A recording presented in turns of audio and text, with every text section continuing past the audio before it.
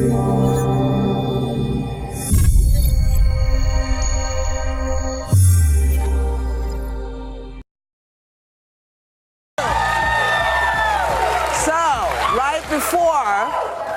before we went on air this morning, the Supreme Court voted 5-4 to uphold the third version of you-know-who's travel ban, which bans or restricts entry from Iran, North Korea, Syria, Libya, Yemen, Somalia, and Venezuela.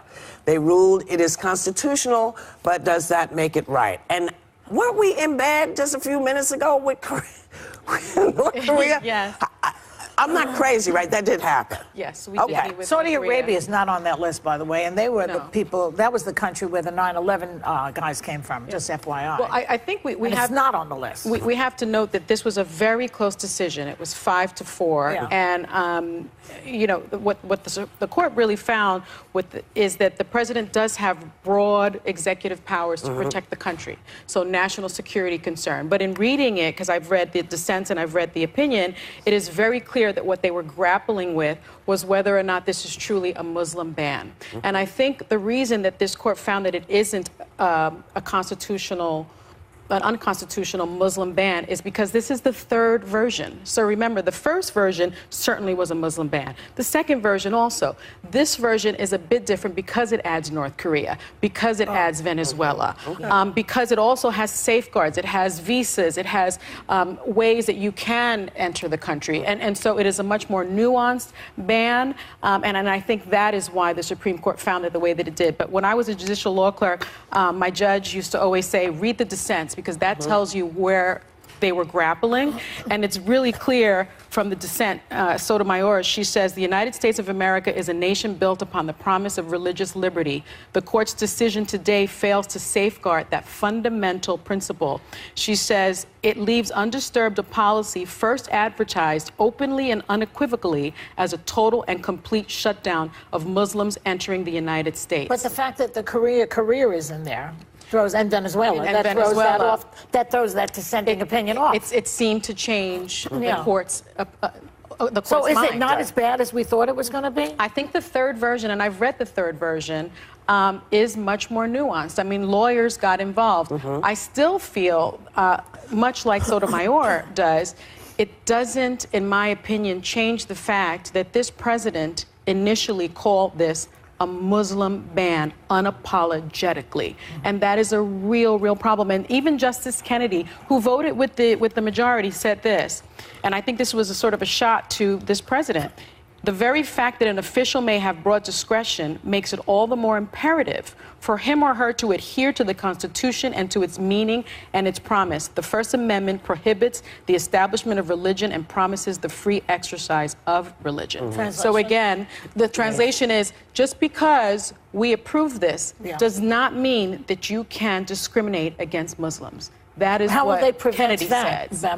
when this is now on the books? Well, they're saying that it isn't a Muslim ban because you have the inclusion of North Korea, you have the inclusion of Venezuela, and you also have other portions of it, of this new proclamation, that's what they call it in the opinion, that allows for countries to get off the list, to get on the list, and so it is a much more nuanced ban. Saudi Arabia is still not on there. Not on the list, no. Well, they like Saudi Arabia. I think what all the numbers of bans that were tried did was say, we have laws. Yes. And if you're going to do this, you're going to do it the right way. Yes. You're going to force you to do this so everybody understands exactly what it is. You know, one thing that comes to mind, and Jeff Toobin recently said the same thing, remember, this is a 5-4 opinion. This is not a landslide win for the Trump administration.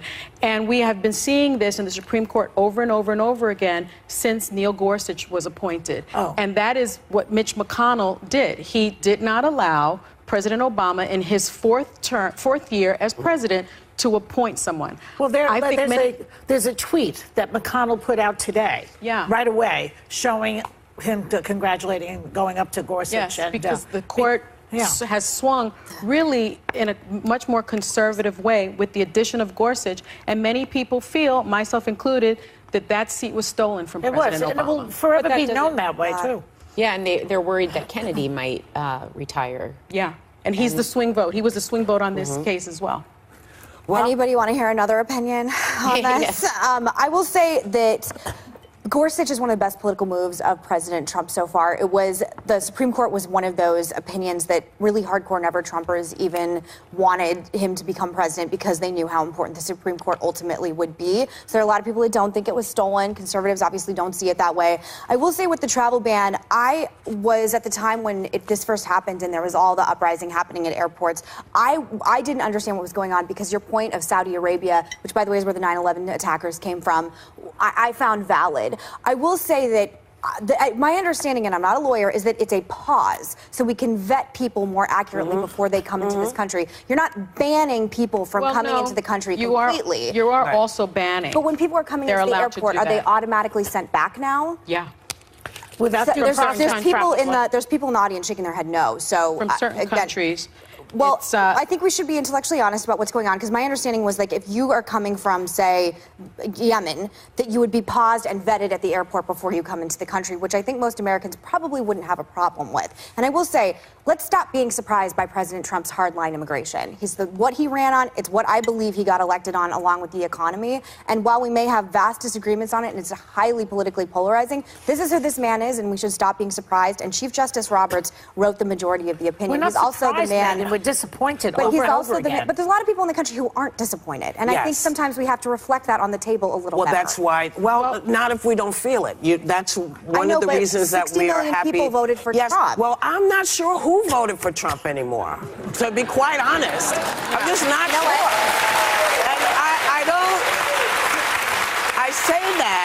I say that because I grapple with, the Russians did interfere. No, they didn't interfere. Yes, they're still interfering. No, they're not still interfering. So I'm kind of confused on who the hell voted for who, no matter who it would have been. That's true. So that's my issue with this. And again, I don't mind hardliners on a Supreme Court if they're voting for the country and not the party. And if they're doing it that's legally, what's important hardline to me. immigration is fine, but it has to be legal. So John legal. Roberts voted illegally?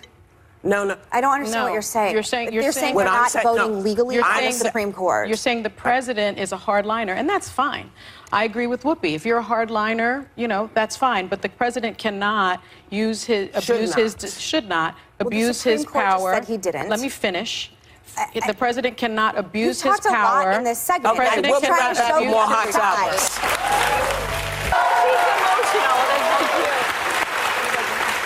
Because we know that libraries are really important. Always pay your library fees, okay? Always pay your library fees. Libraries are important. So Congresswoman Maxine Waters has Republicans calling for her resignation for her comments at a rally over the weekend. Here's some of what she said. If you see anybody from that cabinet in a restaurant, in a department store, at a gasoline station, you get out and you create a crowd. And you push back on them. And you tell them they're not welcome anymore, anywhere. Okay. So now yesterday, the guy in the White House tweeted that she called on people to harm his supporters. But Maxine is not backing down. Take a look. Trump is the one who's creating lies, trying to have people believe that I talked about harming people. There's nowhere in my statement, anytime, any place, that we talked about harm. And so our members of the Democratic caucus are talking about civility, and that makes good sense. But protest is civility.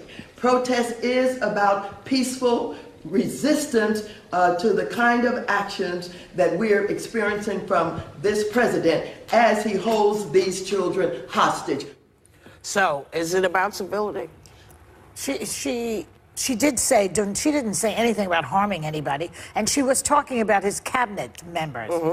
He's not talking about Trump supporters there. So, he lies about everything. So people get it straight. But she also said, make a crowd around them. And I think there's a very important distinction between protest and harassment. Yeah. And I don't think this solves problems. Getting people in public and entrusting each individual to scream and yell things just because I agree that this that policy of separating children was egregious and awful. I'm not saying this because I'm a Pollyanna or I support it. I'm saying this doesn't win arguments. It doesn't. If you want to protest, get organized, get informed, and do that. That's changed history. If you want to resist them, go to the voting booth. Well, yeah. This is not how you make change. This is how you make disruption.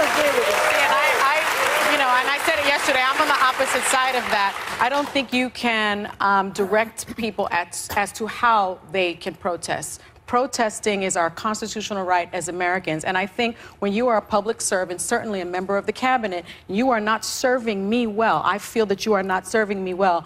I think it is up to each and every American to call that out and say, you are not serving me well. Here's the thing I would... But there are certain representatives that won't even speak to people. I have to say something about this. First of all, I was coming to work today, and some guy harassed me. Said, Joy, go away, okay? So it's happening on both sides, and it's happening to us, too. This is one of the main reasons I'm objecting to it, because it goes both ways. Yes, it does. Number two, they are now saying that the Democrats are the party of Maxine Waters. And just like, we're calling it the Trump party, now they have something to put their signature on. I don't like that.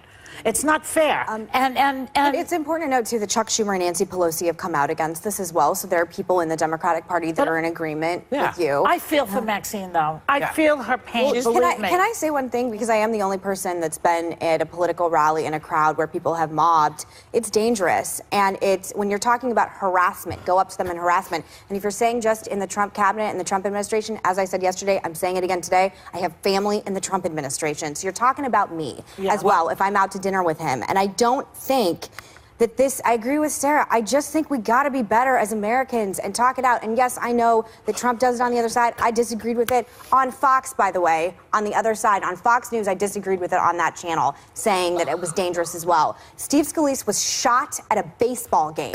Shot. He almost died. It's a miracle he somehow made it back onto the congressional floor. So when we're talking about amping this up, amping this up, amping this up, both sides have to do it the best way that they possibly can. Or don't please lecture me about how one side goes high while the other one goes low, because everybody's low right now. Here's the problem with this argument that everyone forgets, is that once you start that, and we said yesterday, it's a very slippery slope. Yeah. Once you ban one, it makes it easy to ban everybody. So where do you stop? I don't like the color you're wearing, so you can't come in. I don't like what you said about my son's sneakers, so you're not allowed over here. I don't like how you acted over here. It's not good for anybody. You want to walk up to somebody and say, I really didn't appreciate what you did. And just, and for 1 second, I want to talk about what happened after this man in the White House tweeted about that shop, which is in Virginia. The Red Hen. Yeah. Red hens around the country are being harassed, threatened. People are losing their minds because this person encouraged his people, as he does from time to time, to take some action. Yeah. So we don't like it when he does it. I don't like it when anybody does it. I don't understand why he does it. I do understand why Maxine said, just harass him when you see him. It's not right. I don't think it's a good idea for anybody. It also has made Sarah Sanders a victim.